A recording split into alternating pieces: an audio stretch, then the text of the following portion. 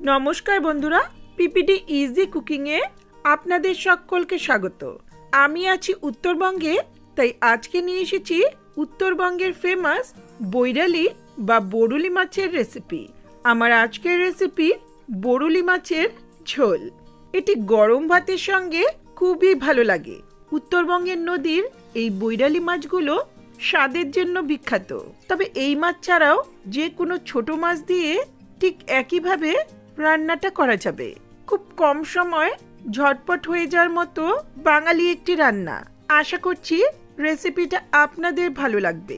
ভালো লাগলে like, comment, share করবেন আর চ্যানেলটাকে সাবস্ক্রাইব করে পাশে থাকবেন। রেসিপিটা শুরু করি।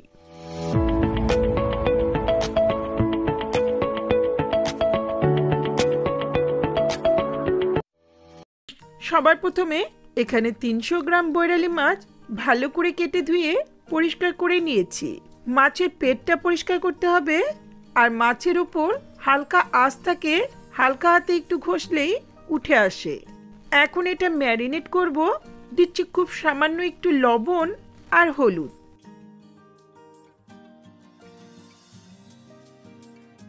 খুব ভালো করে মেখে নেব।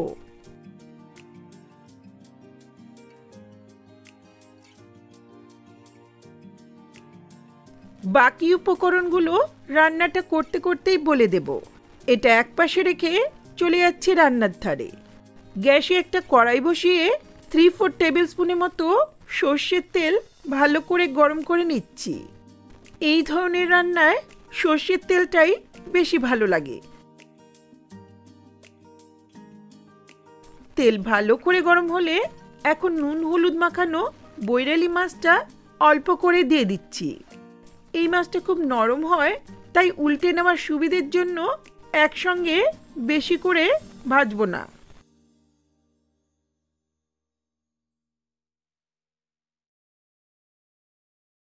এক পাশটা 1-1.5 মিনিটের মতো মিডিয়াম ফ্লেমে ভেজে নেওয়ার পর এখন উল্টে নিয়ে আবারও 1-1.5 মিনিট মিডিয়াম ফ্লেমে ভাজবো।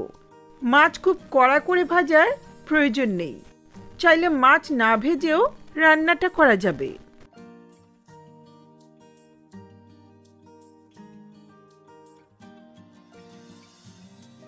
মাছগুলো দুপাশ থেকে হালকা করে ভাজা হয়েছে, এখন তুলে নিচ্ছি।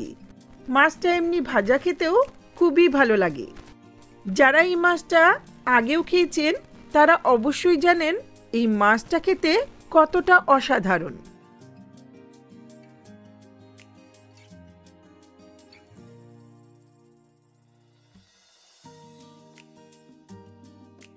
আমি বাকি মাছগুলো একইভাবে ভেজে নিচ্ছি।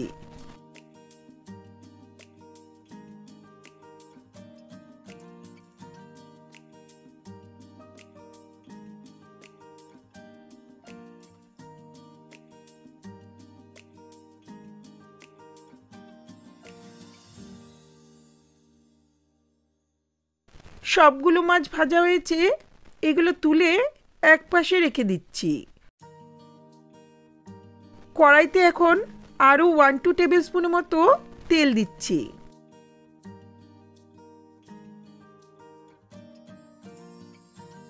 তেলটা ভালো করে গরম হলে দিচ্ছি 1/2 টিস্পুনের মতো কালো জিরে।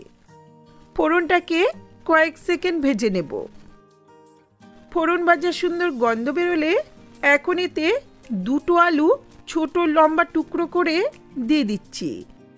সামান্য একটু হলুদ আর লবণ দিয়ে 2-3 মিনিটের মতো মিডিয়াম ফ্লেমে হালকা করে ভেজে নেব।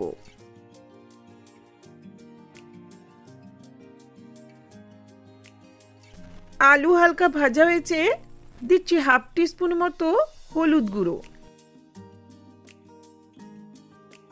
একটু নেড়ে নিয়ে দিচ্ছি লঙ্কা বাটা। এই রান্নায় আদা বাটা দেওয়ার প্রয়োজন নেই।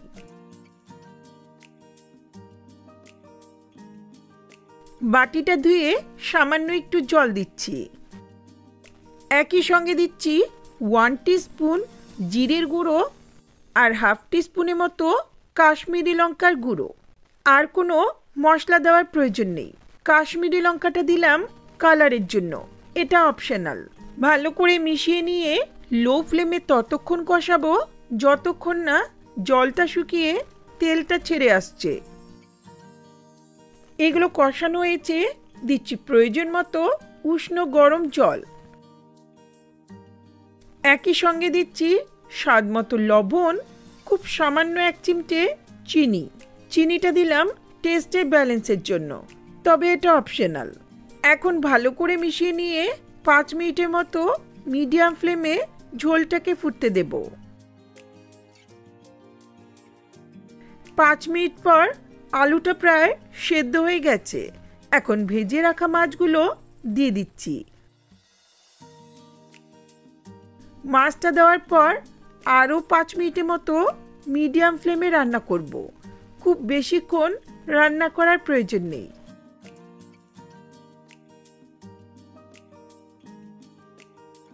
রান্নাটা প্রায় হয়ে এসছে। এখন সবশেষে দিচ্ছি বেশ কয়েকটা চেরা কাঁচা লঙ্কা আর 1 মুঠো ধনেপাতা কুচি।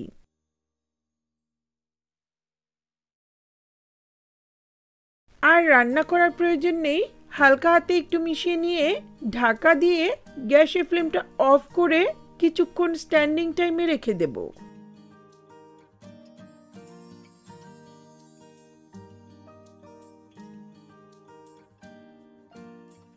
কিছুক্ষণ পর দারুণ স্বাদের বৈরালি মাছের ঝোল সার্ভ করার জন্য রেডি। এটা দেখতে যত ভালো লাগছে, এর স্বাদটা কিন্তু আরো অনেক বেশি ভালো। এই বৈরালি মাছের ঝোল গরম গরম সার্ভ করতে হবে গরম ভাতের সঙ্গে। আমার প্রিয় খুব সহজ সিম্পল এই মাছের রেসিপিটা আপনাদের সঙ্গে শেয়ার করলাম। আশা করছি আপনাদের ভালো লাগবে। ভালো লাগলে লাইক কমেন্ট শেয়ার করবেন আর চ্যানেলটাকে সাবস্ক্রাইব করে পাশে থাকা বেল আইকনটা অবশ্যই প্রেস করবেন, যাতে আমার ভিডিও নোটিফিকেশনগুলি আপনাদের কাছে সহজেই পৌঁছে যায়। ধন্যবাদ।